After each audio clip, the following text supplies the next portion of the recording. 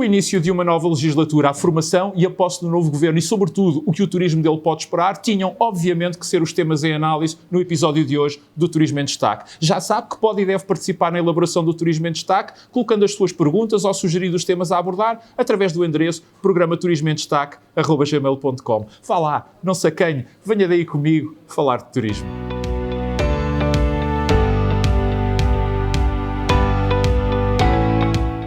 Eu, em primeiro lugar, quero agradecer a autêntica enxurrada de perguntas e de mensagens sobre o tema desta semana que me foram remetidos para o endereço, que aliás está aqui a passar em rodapé, programa turismoemdestaque@gmail.com. Elas significam que há uma genuína expectativa por parte de toda a comunidade turística acerca do governo que resultou das eleições do passado dia 10 de março.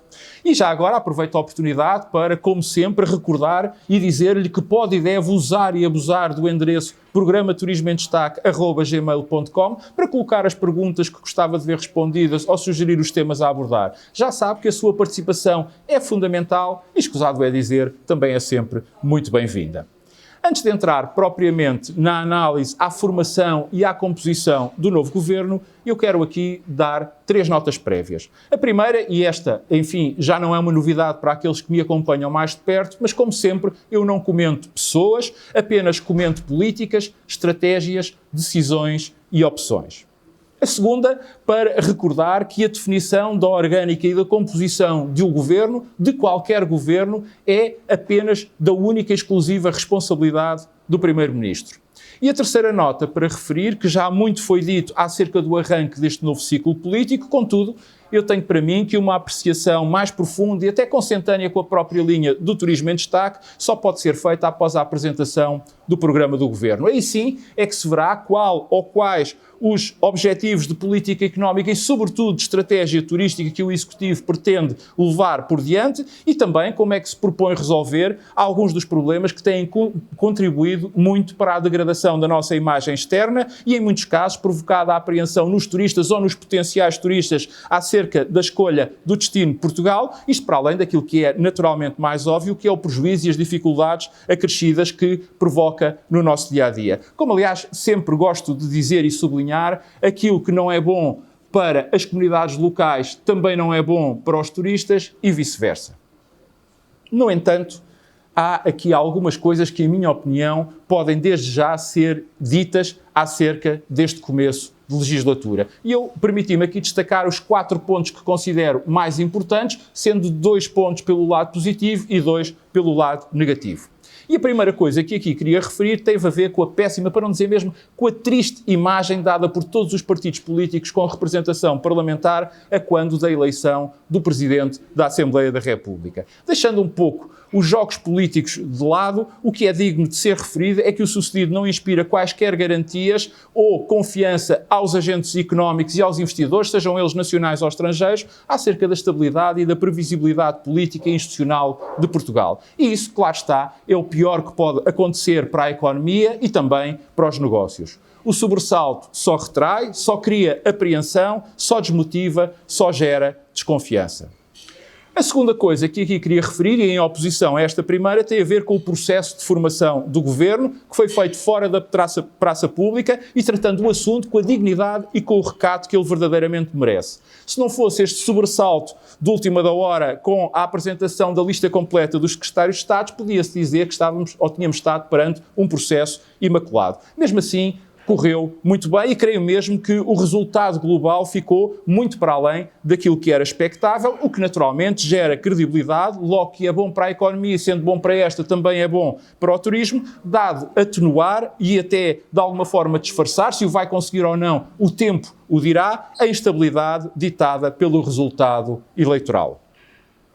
A terceira coisa que aqui pretendo mencionar está relacionada com o facto desta orgânica governativa ser, como se costuma dizer, um pouco mais do mesmo. Isto é, não inova, limita-se um pouco a arrumar algumas áreas dentro da estrutura do Executivo, mas sem dar uma verdadeira pedrada no charco ou até um sinal de pretender resolver os desafios que existem com novas propostas, com novas soluções, com novas abordagens.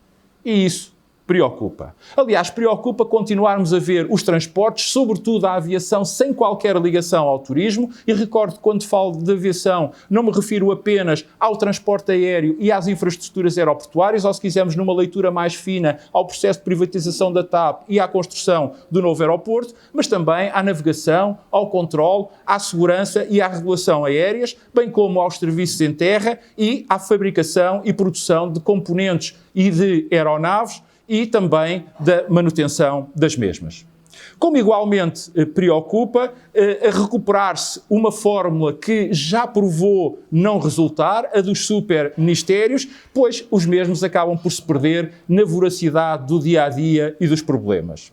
Como igualmente preocupa que continuemos a assistir à principal atividade económica do país a não ter lugar à mesa do Conselho de Ministros.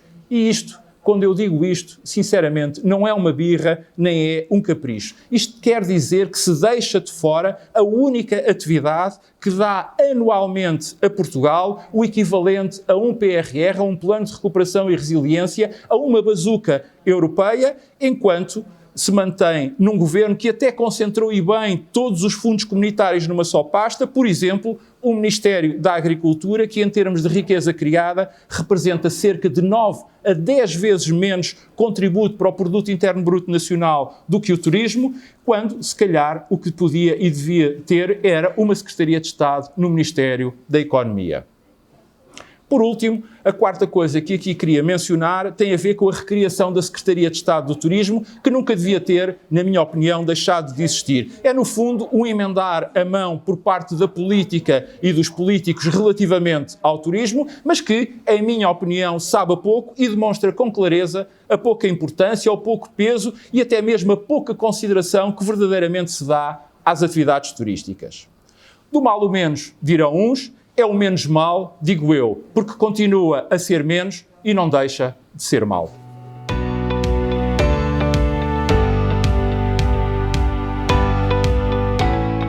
Eu começo a resposta à pergunta sobre o que o turismo pode esperar deste novo executivo por fazer dois sublinhados. O primeiro para dizer que eu espero que o turismo daqui retire uma enorme lição acerca da criação de um Ministério do Turismo. De facto, nos últimos 15 a 20 anos nunca se tinha visto tantas intervenções acerca da criação mais do que justa e mais do que necessária, pelo menos é esse o meu entendimento, de um Ministério do Turismo, como assistimos nos últimos meses.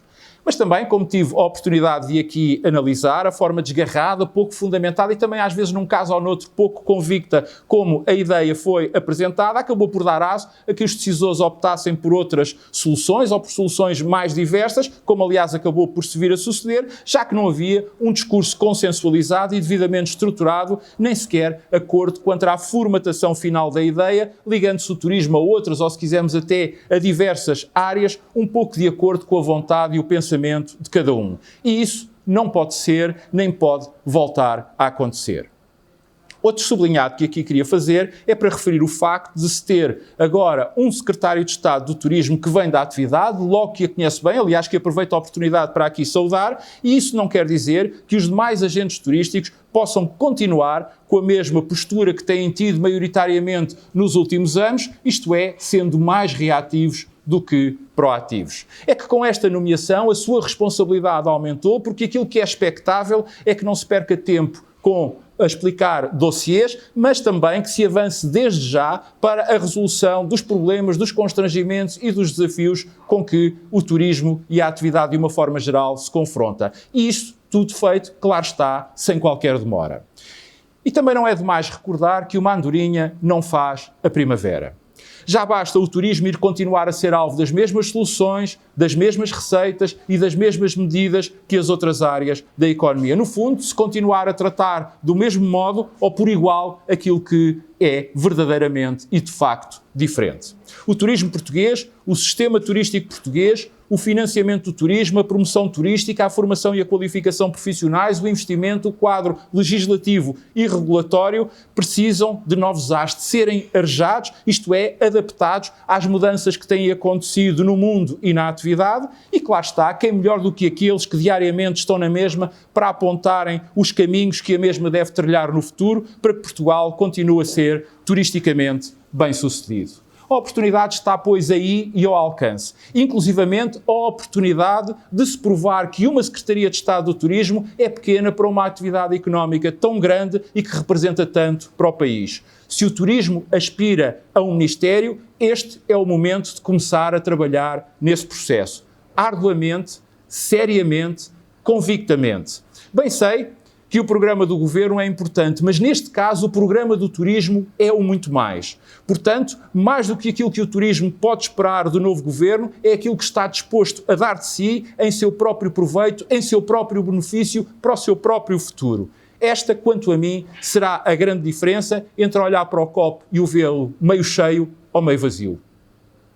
Conto com a sua companhia na próxima semana. Até lá, saúde, paz. Recorde que pode colocar as perguntas que deseja ver respondidas ou sugerir os temas que gostaria de ver abordados através do endereço programa-turismoemdestaque@gmail.com. E se ainda não o fez, não perca a oportunidade e subscreva gratuitamente o meu canal. Para isso basta carregar no botãozinho preto que diz subscrever aqui mesmo por baixo da minha imagem para dar a sua opinião, para partilhar ou simplesmente para ver ou rever os meus comentários.